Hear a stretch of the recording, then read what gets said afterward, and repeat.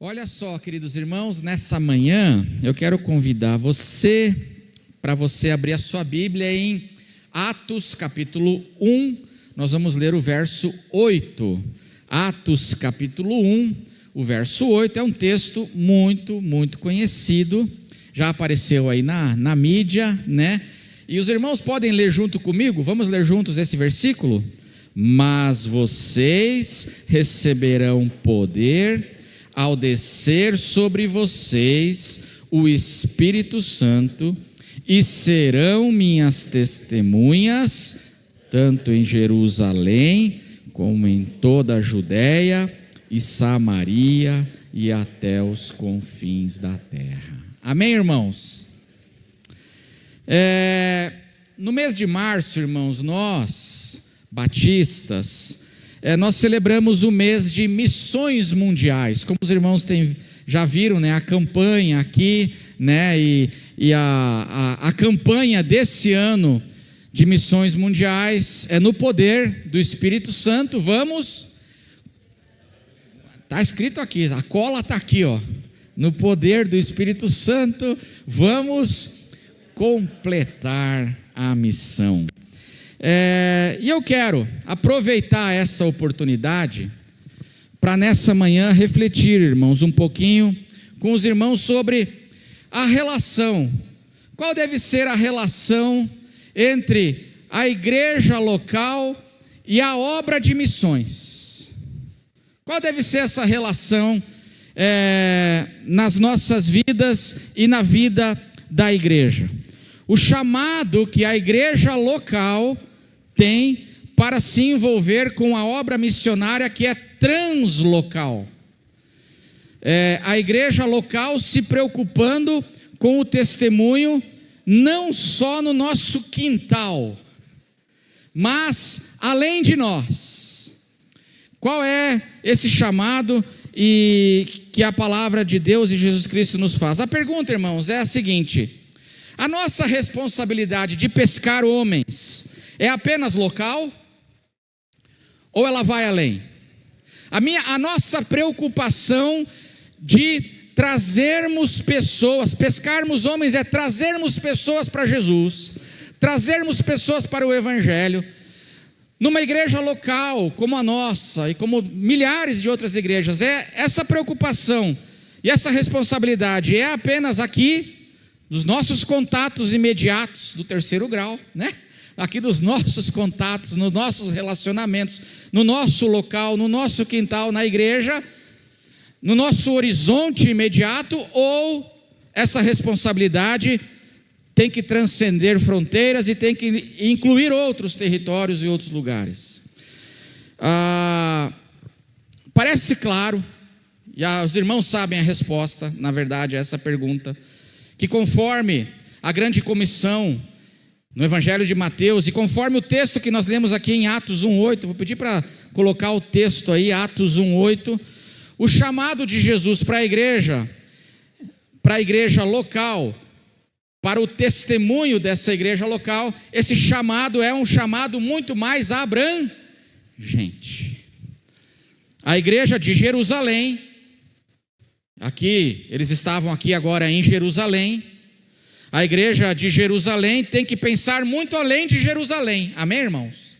Tem que pensar em Jerusalém, mas tem que pensar também na Judéia, na Samaria, e tem que ter a visão para olhar até onde, irmãos?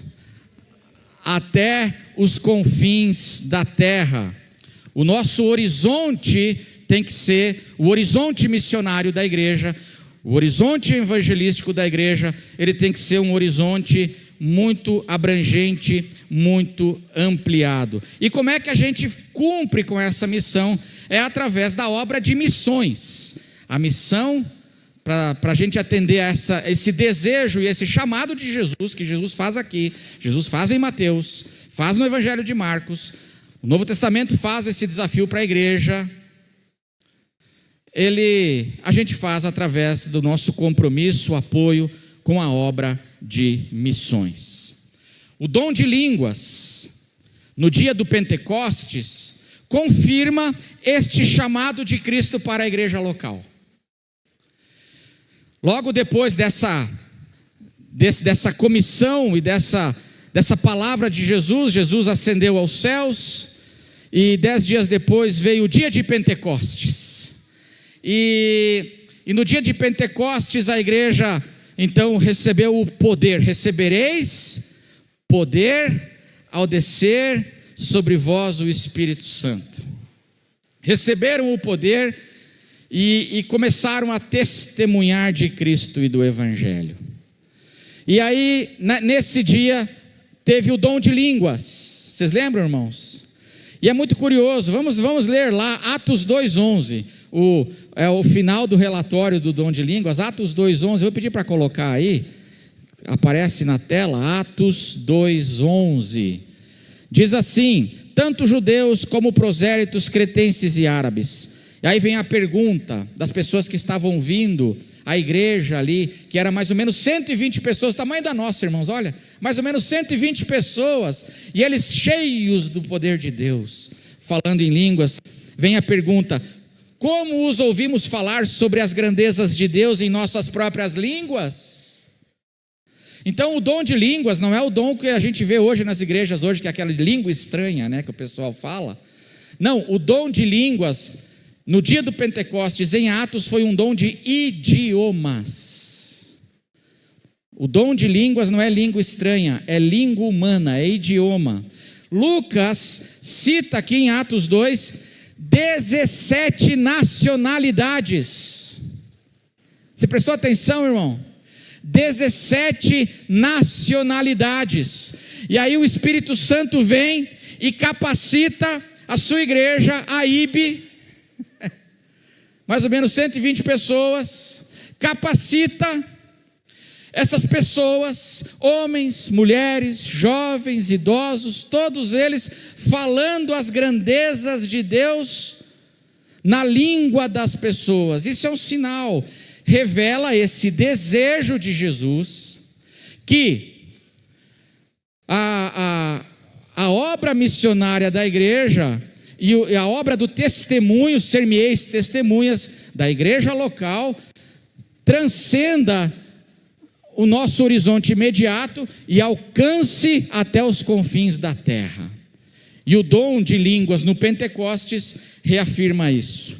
Mas mais do que isso, no final do Novo Testamento, quando o apóstolo João tem as visões do Apocalipse, nós estamos estudando Apocalipse na EBD, né? Mas o apóstolo João tem as visões do Apocalipse, ele tem a visão da igreja celestial no Apocalipse. Vou pedir para abrir lá Apocalipse 7, consegue abrir aí Apocalipse capítulo 7, versos 9 a 10, olha o que diz a igreja celestial, a igreja que está no céu, nas visões do Apocalipse, revelando esse desejo. Qual é a vontade de Deus? Qual é a igreja que Deus quer ter lá no céu? E aí, olha o que diz o texto: depois dessas coisas, vi, e eis grande multidão. É pequeno ou é grande? Deus quer que muita gente se salve? Deus quer que muita gente se salve? E você? Que nós estamos falando aqui agora de uma visão que Deus dá e revela profeticamente para João esse desejo de Deus. E eis que vi uma grande multidão que ninguém podia contar, gente, era incalculável, não podia ser contada. Olha que coisa linda. Do quê? De todas as nações, de todas as tribos, de todos os povos e de todas as línguas, em pé diante do trono e diante do Cordeiro, vestidos de vestes brancas, com ramos de palmeiras nas mãos, e eles cantavam, e eles clamavam com voz forte, dizendo, vamos ler juntos o louvor da igreja do Apocalipse, glorificada no céu. Vamos fazer um coral com eles? E vamos ler juntos o que eles diziam?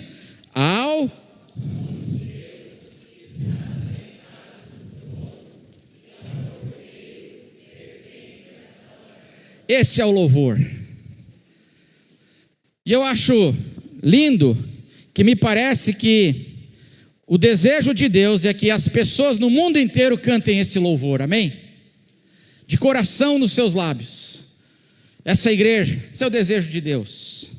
Então, meus irmãos, me parece que se a igreja local, ela se restringir ao testemunho e à evangelização apenas local, ela foge, ela está fugindo da vontade de Cristo para a igreja. Nós estamos fugindo da vontade de Cristo para nós. Por isso, esses projetos de missões, o apoio, a obra missionária, porque nós não vamos para Dubai, amém, irmão? Tem alguém aqui que vai para Dubai essa semana?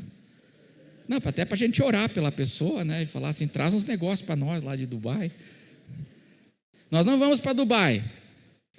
Mas a igreja, a obra missionária, quando nós nos unimos, nós podemos enviar pessoas para lá, amém? Porque essa é a vontade de Deus. Em Jerusalém, no nosso local, mas não restrito a isso. Também na Judéia, que é no estado, seria no estado de São Paulo, em Samaria, que diz respeito ao país todo, até os confins da terra.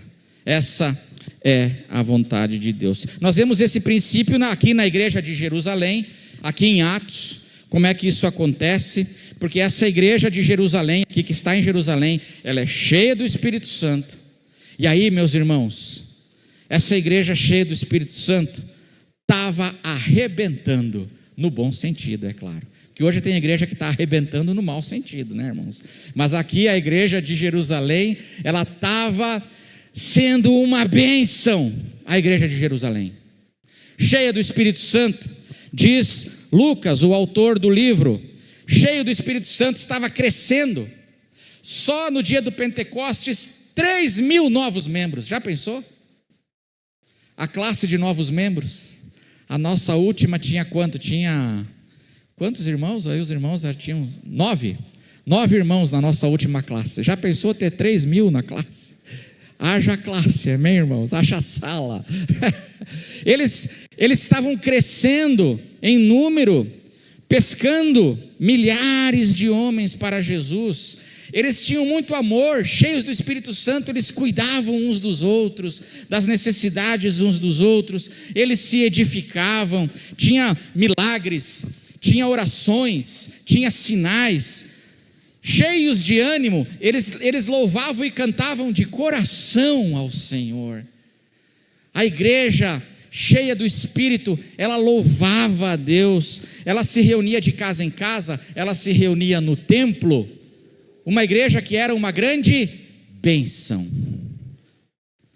Lucas, ele faz vários resumos aqui no início de Atos, resumos falando da vida dessa igreja. Por exemplo, em Atos capítulo 4, ele fala que a igreja em Atos 4 chegou a 5.000 membros, amém, irmãos? Olha que coisa, só de homens do sexo masculino, fora mulheres e crianças. Já pensou? E eles continuavam crescendo, impactando o local, com a sua missão, o seu testemunho, sendo testemunho ali. E aí, um resumo que Lucas faz, vou pedir para abrir em Atos 6:7. Atos 6:7, temos um resumo aqui, que diz assim: a palavra de Deus crescia, amém, irmãos? A palavra de Deus crescia, e em Jerusalém, o número dos discípulos aumentava, também um grande grupo de sacerdotes obedecia à fé, a igreja impactando, o mundo ali, no seu local. Mas, sempre tem um mas, né? Mas tinha um problema. Qual era o problema? Que parece que essa igreja, que é uma bênção, essa igreja que eu não sei você assim, mas eu queria ter visitado essa igreja, queria ter participado dessa igreja. Essa igreja, meus irmãos, que é uma grande, grande bênção, eles começaram a se esquecer de Atos 1:8. Eles começaram a se esquecer de Atos 1:8, porque Atos 1:8 diz que vocês receberão poder ao descer sobre vós o Espírito Santo, e vocês serão minhas testemunhas em Jerusalém, na Judéia, Samaria e até os confins da terra. Como estava bom demais, a gente vai ficando aqui. Porque olha o que diz o resumo que nós lemos, Atos 6:7. Olha o que diz aí. A palavra de Deus crescia. E aonde, irmãos? Em Jerusalém. Mas Jesus não falou que era para ser em Jerusalém, mas também era para sair de Jerusalém? E aí, essa igreja, a igreja de Jerusalém estava muito bem, muito recurso, muito abençoada, mas ela estava esquecendo de Atos 1:8. E aí, aconteceu algumas coisas que circunstâncias externas e intervenções de Jesus fizeram essa igreja que estava esquecendo de Atos 1:8 começar agora, essa igreja local, a entrar em movimento para atravessar as fronteiras. Circunstâncias externas, fatos, acontecimentos. Porque eles estavam esquecendo de Atos 1:8, aí eles foram empurrados para cumprir a missão em Atos 8:1. Vamos ler Atos 8:1. Olha que interessante, não esqueça mais, Atos 1:8 e Atos 8:1. Como eles estavam esquecendo de Atos 1:8, aí circunstâncias externas começaram a empurrar esse pessoal para ir para Atos 1:8. E nós vemos isso, por exemplo, em Atos 8:1. O que diz aí o texto? E Saulo consentia na morte de Estevão. Naquele dia, teve o que, irmãos? Início uma grande perseguição contra a igreja em Jerusalém. E agora, todos, exceto os apóstolos, foram o que, irmãos? Foram dispersos pelas regiões da Judéia e Samaria. Vocês vão ser minhas testemunhas em Jerusalém. Aonde mais? Na Judéia. E aonde mais? Em Samaria. E depois até os confins da terra. Mas como o pessoal estava assim, estava muito legal em Jerusalém. Tá? Pastor, está muito legal a nossa comunhão aqui. Vamos ficar aqui. Vamos se concentrar aqui. E começaram a esquecer da sua responsabilidade missionária. E aí, quando a gente esquece de Atos 1:8, acontecem às vezes circunstâncias que Deus permite, Atos 8:1, para começar a empurrar a gente, para a gente lembrar que nós temos Atos 1:8 para cumprir. E aí veio uma perseguição, esse pessoal foi semeado na Judéia e na Samaria, e depois vai ser semeado também, por causa da perseguição, até os confins da terra. E olha o que diz o verso 4 de Atos 8. Atos 8, verso 4. Vamos ler juntos, Atos 8, 4. Enquanto isso,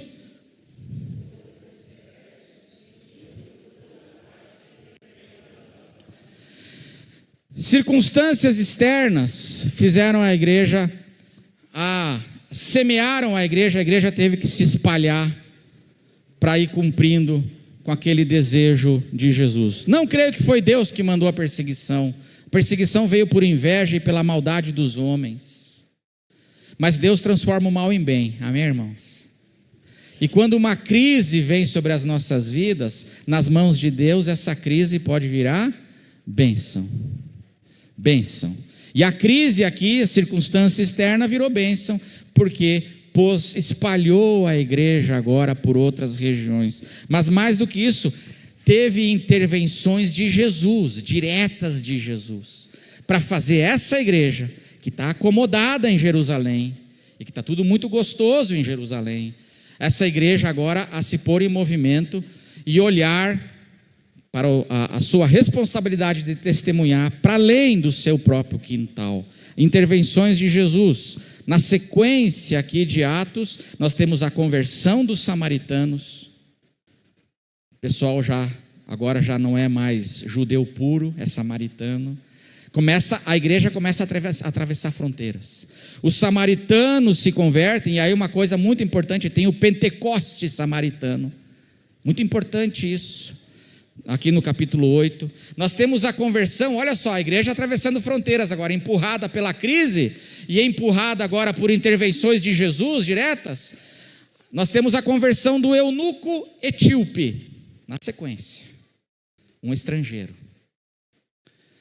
oficial da alta rainha Candace, veio da Etiópia para Jerusalém, ele se converte para o evangelho através de Filipe, da evangelização. É a igreja agora em movimento, cumprindo com o desejo de Jesus. Nós temos a conversão, na sequência, a conversão, intervenção direta de Jesus, do maior missionário possivelmente da história da igreja, um homem chamado Saulo de Tarso. A conversão de Saulo de Tarso. Foi atropelado por Jesus na estrada de Damasco. Atropelado por Jesus. Saulo, Saulo, por que me persegues? E aquele homem caiu. E eu acho impressionante que o Saulo, ele foi um dos maiores promotores de missões da igreja. Quando ele era inimigo, ele fez o quê? Espalhou os crentes pelo mundo. E depois, quando ele era apóstolo, saiu evangelizando o mundo inteiro. Esse homem tinha uma veia missionária. Até quando era inimigo, ele ajudou a igreja a se expandir. Imagina quando ele virou apóstolo. O coração dele fervia pelo testemunho de Jesus. Intervenção direta de Jesus. E aí nós temos, quando nós chegamos em Atos capítulo 10, na sequência, as circunstâncias e as intervenções de Jesus, falando para essa igreja assim: eu sei que vocês estão aí, vocês gostam, vocês estão acomodados, vocês têm que se levantar e têm que atravessar a fronteira. Jesus intervém e nós temos a conversão de Cornélio, do centurião Cornélio, um romano, através do apóstolo Pedro, que agora tem um encontro, ele e a casa dele tem um encontro com Jesus, e Jesus teve que intervir. Pedro iria lá sozinho ou não? Pedro estava em Jope. Jesus teve que intervir para o Pedrão levantar e ir lá proclamar o evangelho para o Cornélio. Não foi fácil. Tanto é que os teólogos dizem que o Cornélio se converteu naquele dia e o Pedro também. Pedro não se converteu para Jesus, Pedro naquele dia se converteu para missões. As missões até os confins da terra. É Jesus querendo movimentar a sua igreja. É Jesus querendo que a sua igreja atravesse as fronteiras. Isso me ensina, irmãos, que não é suficiente a igreja local estar uma bênção. A igreja local, maravilha quando ela é uma bênção, amém, irmãos? É muito bom, cheia do Espírito, com amor, com poder. A igreja local uma bênção, mas não é suficiente a igreja local estar uma bênção. A igreja local precisa ampliar os seus horizontes. A experiência da igreja de Jerusalém é um desafio para nós.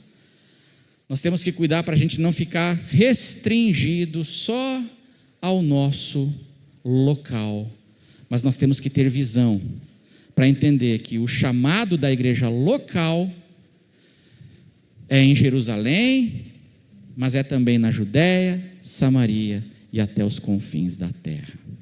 E isso a gente cumpre quando a gente se compromete com a obra de missões, a obra missionária, tanto no, estadual, nacional, mundial, a obra missionária de Cristo que está acontecendo no mundo. Irmãos, vou correr aqui, a ação missionária. O Novo Testamento e o livro de Atos nos ensinam que a ação missionária tem duas modalidades. Essa ação missionária da igreja, que transcende fronteiras, ela tem duas modalidades. A primeira é a ação daqueles que são dispersos, e a segunda é a ação daqueles que são vocacionados e enviados. São duas modalidades de ação missionária, aqui conforme o livro de Atos. Primeiro, a ação daqueles que são dispersos, espalhados pelas circunstâncias, como nós vimos aqui em Atos, quando essa igreja em Jerusalém está feliz da vida, aí vem uma crise, a perseguição, e obriga eles a fazer o quê? Para salvarem suas vidas, nós temos que fugir, porque a perseguição era muito grande, diz Lucas, e muito severa. Eles tinham acabado de assassinar Estevão, os perseguidores. E aí essa igreja que é dispersa, ela vai proclamando. Onde é que ela vai? Ela vai o quê? Ela vai proclamando, ela vai testemunhando o evangelho onde ela chega. Então essa é a primeira modalidade de ação, de ação missionária. Perseguição, a igreja perseguida se espalha. Mas, por exemplo, hoje em dia, um jovem que tem que sair da sua cidade para estudar numa outra cidade, isso é um exemplo de ação missionária dos dispersos. É um jovem cristão que está indo para outro lugar estudar. Naquele lugar onde ele está indo estudar, ele está sendo disperso, né? Está sendo semeado ali, espalhado pelas circunstâncias. Na minha cidade não tem a universidade que eu quero, vou para outro lugar. Tivemos o exemplo aqui, né, do irmão Nelson, a Laís, que uma oportunidade de trabalho, dispersou, está lá no Mato Grosso. Sorriso é o nome do lugar, Sorriso, no Mato Grosso. Oportunidade de trabalho, circunstâncias externas, é comum, irmãos, que fazem com que a igreja, ela se espalhe, ela se disperse, e essa igreja, ela vai levando o evangelho, aonde ela chega. Um médico que vai lá para o interior, para um hospital, servir, trabalhar, e ele é cristão, e ele vai lá, e lá ele começa a testemunhar, ele encontra outros crentes, eles plantam uma igreja, e muitas igrejas são plantadas assim, amém, irmãos? Mas existe uma segunda modalidade de ação missionária, que é a ação daqueles que são chamados por Cristo, separados por Cristo e enviados pela igreja. São os missionários vocacionados. Tem a igreja na sua dispersão, mas existem pessoas que são chamadas, separadas por Jesus, para serem missionários. Se não, veja Atos capítulo 13. Atos capítulo 13, vou pedir para abrir aí, verso 1 ao 3. Atos 13, do verso 1 ao 3, diz assim: havia na igreja de Antioquia, igreja que foi fundada por causa de pessoas da perseguição que foram dispersas, e eles chegaram lá em Antioquia, e aí fundaram essa igreja. Havia na igreja de Antioquia profetas e mestres: Barnabé, Simeão chamado Níger, Lúcio de Cirene, Manaém, que tinha sido criado com Herodes, o tetrarca, e quem? E Saulo. Enquanto eles estavam adorando o Senhor e jejuando, o Espírito Santo disse, sublinhe isso, o Espírito Santo disse: separem-me agora, Barnabé e Saulo, para a obra a que os tenho chamado. Então, jejuando e orando e impondo as mãos sobre eles, os despediram, os enviaram. Existe a igreja que se espalha, circunstâncias, primeira modalidade. Mas a segunda é a ação daqueles que são separados por Jesus, vocacionados por Jesus, para a obra que eu tenho chamado. E aí a igreja impõe as mãos, a igreja patrocina, a igreja envia. Eles os despediram, eles os enviaram. Essas pessoas que Jesus diz: eu tenho chamado essa pessoa para um ministério especial. Uma ação, a ação daqueles que são dispersos por uma série de razões que vão pelo mundo, e a ação daqueles que são separados por Cristo e enviados, uma ação não anula a outra, elas se completam. E quando, meus irmãos, nós estamos falando agora aqui de missões, as campanhas de missões, o envolvimento da igreja com missões, nós estamos falando de apoio e de contribuição para a obra missionária. Nós estamos falando de apoiar esses missionários que foram separados e enviados, tipo Barnabé e Paulo, para a obra missionária, para onde o Espírito Santo quiser plantar e agir. E nós vamos apoiando essa obra. Isso é um privilégio Que privilégio maravilhoso que nós temos de apoiar essa obra missionária. Quero encerrar, partir para o encerramento, ou seja, mais 2 horas de mensagem. Segura aí. Quando o pastor fala assim, quero encerrar, já viu, né, irmãos? Não quer encerrar nada. Não, eu quero encerrar.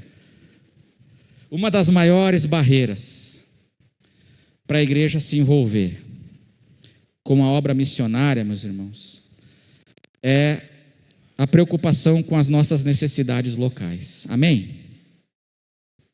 A gente vai investir, vai patrocinar uma obra distante de nós. Por exemplo, o nosso irmão Pedro Paulo, que está em Rondônia, em Guajará-Mirim, tribos Pacas Novos, longe. Quem aqui já foi para lá alguma vez? Teve alguém que já foi para lá? Nós não sabemos, nunca fomos. Aí assim, eu não sei você, mas de vez em quando bate no coração uma coisa assim, vamos investir nessa obra, em tantas outras obras, mas nós temos as nossas necessidades locais. Não é verdade, irmãos? Essa semana a diretoria da igreja se reuniu, diretoria estatutária, para começar a mapear as necessidades que nós temos e fazer uma organização. Nós temos muita coisa para ser feita aqui. Fizemos o teto, graças a Deus, amém, irmãos? O telhado estava com infiltração, acho que não está mais entrando água, tá? Não está, né? Não, graças a Deus, acho que parou a infiltração, aleluia. Mas nós temos tantas necessidades, o som, tanta coisa. Sala das crianças, sala mais principal das crianças, não tem nem ventilador, irmãos. Quem frequenta a EBD sabe que as paredes têm que ser tudo reformado lá em cima, não é verdade? As salas, pintura, nós temos necessidades locais. Aí, eu não sei você, mas a gente pensa ou não pensa assim, poxa, vou investir lá e com as nossas necessidades aqui? E aí isso acaba às vezes sendo um motivo que desencoraja a gente a se envolver, a apoiar, a patrocinar a obra missionária. Mas, sabe qual é o desafio da igreja? Não é um anular o outro, as nossas necessidades locais anularem a necessidade missionária. A igreja tem que encontrar o equilíbrio, amém, irmãos? A igreja precisa ir encontrando o equilíbrio com o poder de Deus, a provisão de Deus, e atendendo o seu local, e ao mesmo tempo no poder e pela fé, e também atendendo às necessidades da obra missionária. Uma necessidade não precisa anular a outra, mas nós podemos com equilíbrio ir atendendo. E Deus, no seu poder, vai fazendo o quê? Vai provendo poderosamente para nós nos mantermos fiéis, porque é pelo poder de Deus que a gente se mantém fiel, irmãos. Esse chamado só pode ser cumprido pela fidelidade de Deus, e nós cremos nisso. As nossas necessidades locais. A igreja que uma não anule a outra, mas que nós possamos sempre buscar, esse é o desafio nosso, buscar esse equilíbrio e tomar cuidado para não ficarmos limitados como a igreja de Jerusalém, buscarmos esse equilíbrio e entender que nós temos o privilégio de participar de algo muito maior. Irmãos, eu dou graças a Deus pela nossa igreja, amém? De verdade, irmãos, de coração. Eu estava preparando essa mensagem, eu estava dando graças a Deus por vocês, pela fidelidade da igreja. Sabe por quê? Porque a IB é uma igreja que tem crescido nesse equilíbrio. A IB tem crescido nesse equilíbrio. Desde o ano passado, nós temos a bênção de ter a nossa irmã Cícera como promotora de missões. São presentes que Deus vai dando. E nós temos crescido nesse equilíbrio de temos necessidades, mas não vamos deixar também de contribuir com as necessidades da obra missionária. O nosso alvo para a campanha de missões mundiais, agora do mês de março, o nosso alvo era de 2.000. Até agora me parece que entrou 1.750. E se você quiser contribuir, você pode contribuir, enfim, sempre lembrando, se você mandar um Pix, né, tesouraria, lembrando, sempre põe 1 centavo lá para a tesouraria saber que você está dando uma contribuição para missões, para a obra de missões. Mas eu sou grato a Deus porque nós estamos crescendo, amém, irmãos? Nós estamos crescendo nesse nosso equilíbrio, e eu creio que a gente vai crescer muito mais, e a igreja aqui vai crescer muito mais nesse seu equilíbrio, porque Deus tem nos abençoado localmente aqui, temos muitas necessidades, mas temos muitas bênçãos, sempre tem pessoas chegando, a igreja aos poucos, com graça e com paz, Jesus está acrescentando aqueles que Ele quer à igreja, amém? Como acontecia lá em Jerusalém, em Atos. E ao mesmo tempo que temos tantas necessidades locais, também temos procurado com a nossa capacidade aqui, não deixar de nos envolvermos com o nosso chamado também, com a obra missionária. Graças a Deus. Que Deus abençoe a tua vida. E a palavra de Deus diz que quando nós generosamente contribuímos com o testemunho para espalhar esse testemunho do Evangelho, para pescar homens para o Evangelho, quando nós generosamente contribuímos, Deus é fiel, irmãos. Ele é fiel nas nossas vidas. Tem aquela história da multiplicação dos pães no Evangelho. Os evangelhos dizem que aquele dia estava sendo um dia muito cheio, muita demanda, uma multidão enorme de pessoas com suas necessidades. E diz que os apóstolos e Jesus não tinham nem tempo para comer. Olha só, irmãos, eles não tinham tempo. Você tem tempo? Você fala assim, pastor, eu não tenho tempo. Eles não tinham nem tempo para comer. E eles não tinham nem comida. Porque o que eles tinham na posse deles ali, que veio da lancheira de uma criança? O que tinha? 5 pães e 2? Eles eram quantos adultos? No mínimo 13. 12 apóstolos mais Jesus. 5 pães e 2 peixes dava para eles? Male e male. Eles iam ter só um snack. Era um snackzinho, um lanchinho, se eles fossem comer aquilo. Eles estavam cansados, eles estavam com fome, eles não tinham os recursos nem para si mesmos. E o que aconteceu? Jesus diz assim: a multidão está com fome, dai-lhes vós de comer. Mas, Senhor, o meu recurso é tão pouco. E Jesus fala assim: dai-lhes vós de comer. E aí sabe o que me chama a atenção, irmãos? É que Jesus reparte com eles um pouquinho, e eles começam a repartir com a multidão. Começam a repartir, e não termina. E as pessoas começam a se fartar, e não termina. O milagre da multiplicação começa a acontecer. E aí, eles que não tinham tempo para comer e não tinham a comida para eles, porque eles só tinham 5 pães e 2 peixes, diz que no final eles recolheram quantos cestos cheios? 12 cestos cheios. Porque Deus, meus irmãos, quando nós somos fiéis ao chamado de Jesus para nós, e aos pouquinhos nós vamos indo e vamos fazendo pela fé e por obediência a Jesus, como nós temos aqui crescido nesse movimento aqui na nossa igreja, meus irmãos, Deus é fiel. E quando a gente, com generosidade e amor e obediência a Jesus, que quer que a obra missionária da igreja não seja só aqui, mas que a gente tenha a preocupação para além de nós, quando nós fazemos isso, Deus é fiel e Ele nos supre. Ele supre as nossas necessidades com abundância, porque o Senhor é fiel. Eu dou graças a Deus porque nós temos crescido. Eu estava fazendo uma meditação assim para ver, e nós temos aqui na nossa igreja, irmãos, nós temos hoje 4 frentes de ação missionária, que eu me alegro que a gente está participando. Primeiro, nós temos o missionário Pedro Paulo, amém, irmãos? Que nós ajudamos a patrocinar o missionário Pedro Paulo. estamos envolvidos. O Novo Testamento foi traduzido para a língua indígena dos Pacas Novas. Não é maravilhoso isso?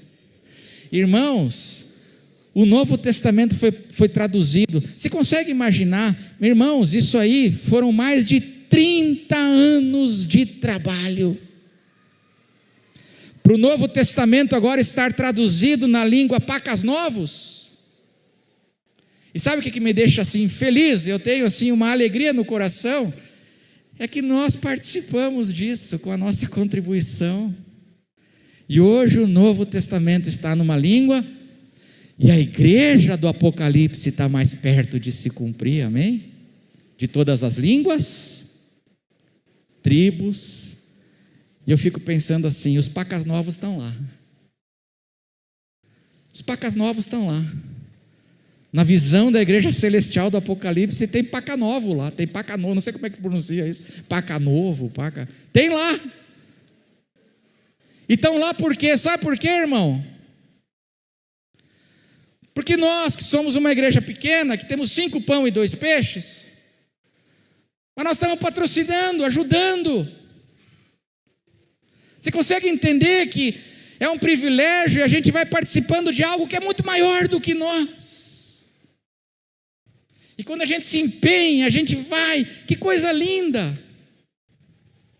E é isso que Deus quer plantar na gente. E aí, eu fico olhando assim, se eu pudesse ver junto com o apóstolo João, assim, um pouquinho daquela visão do Apocalipse, a gente ia ver irmãos lá, que a gente nunca conheceu nessa vida, mas que eles estão lá, porque pessoas como nós, contribuíram com seus 5 pães e 2 peixinhos, para essa obra grandiosa, irmãos. E o grão de mostarda no reino de Deus, parece pequenininho no início, mas vira uma árvore que impacta o mundo. Tudo obra missionária. Tem o missionário Pedro Paulo, a Cida, a Paulinha, que para nós é um grande privilégio poder contribuir. Nós temos o apoio à obra missionária da Convenção Batista, né, pastor Oswaldir? O apoio à obra missionária da Convenção Batista, que se dá em 3 frentes, para que, se você não sabe, a obra missionária da Convenção Batista se dá em 3 frentes. Tem as missões mundiais, missões nacionais e missões estaduais. Aqui na cidade de São Paulo, quando a gente contribui, nós estamos contribuindo, por exemplo, com um trabalho chamado Toca do Estudante. Você sabe o que é a Toca do Estudante? Toca do Estudante acolhe jovens universitários, é missão dentro das universidades. E quantos universitários cristãos vêm de lugares mais diferentes de toda a América Latina estudar aqui? E eles têm um lugar onde eles podem se reunir como igreja para proclamar o Evangelho, para celebrar o Evangelho e para alcançar outros estudantes para Jesus. Deixa eu fazer uma pergunta para você. Se o seu filho mudasse de São Paulo e fosse para um outro lugar estudar numa universidade, você ficaria preocupado ou não? Você ia querer que tivesse uma toca do estudante lá? Trabalho missionário, que fortalece, que acolhe, que abençoa? Convenção Batista, irmãos, quando a gente está contribuindo com isso aqui, nós estamos contribuindo com isso. Vocês ficaram sabendo da guerra que teve no Afeganistão, refugiados que perderam tudo e tiveram que fugir, como lá em Atos 8, refugiados que tiveram que ir para o mundo inteiro, e muitos refugiados afegãos vieram para onde? Vieram para o Brasil e vieram para São Paulo. E você sabia que a Junta de Missões Nacionais, né, pastor Oswaldir? A Junta de Missões Nacionais acolheu muitos refugiados, famílias, aqui na nossa capital. Refugiados que perderam tudo, mas encontraram na obra missionária de amor, acolhimento, não ficaram sem teto, não ficaram sem rumo, tem casa, tem alimento, tem orientação para reconstruírem suas vidas. E quem tem contribuído para isso? Olha para a pessoa que está do seu lado aí. Dá uma olhadinha para ela. Somos nós, irmãos. Quando nós contribuímos com generosidade, com o coração, é disso que nós estamos participando, você entende? Missões mundiais, nacionais, missões estaduais. Terceira frente missionária nossa aqui da IB, que me alegra. Nós temos o nosso missionário Leandro da APEC. Nós temos apoiado o trabalho da APEC aqui na igreja, o nosso missionário Leandro. E ele tem feito reuniões, e a IB é um polo da... O que é a APEC? É a Agência para a Evangelização de Crianças. Irmãos, as crianças estão sendo atacadas pelo diabo. E a igreja não pode cruzar os braços, e a igreja não está cruzando, amém?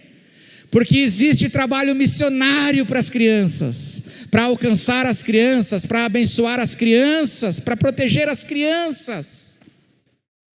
E nós temos o grande privilégio de ter aqui, membro da nossa igreja, um missionário da APEC.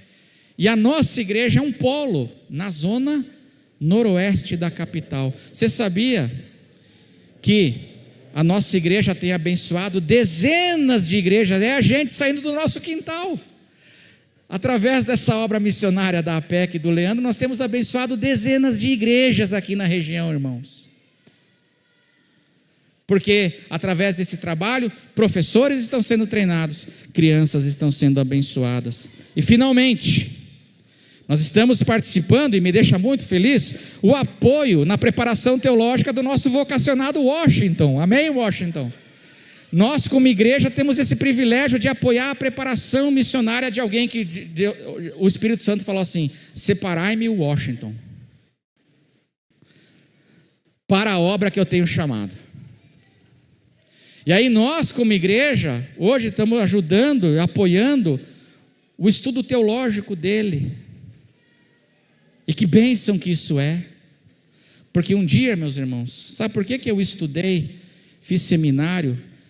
Porque lá no Rio Grande do Sul tinha uma igreja pequena e tinha pessoas lindas e maravilhosas que falaram assim: Danilo, Deus te vocacionou, nós vamos ajudar você a estudar.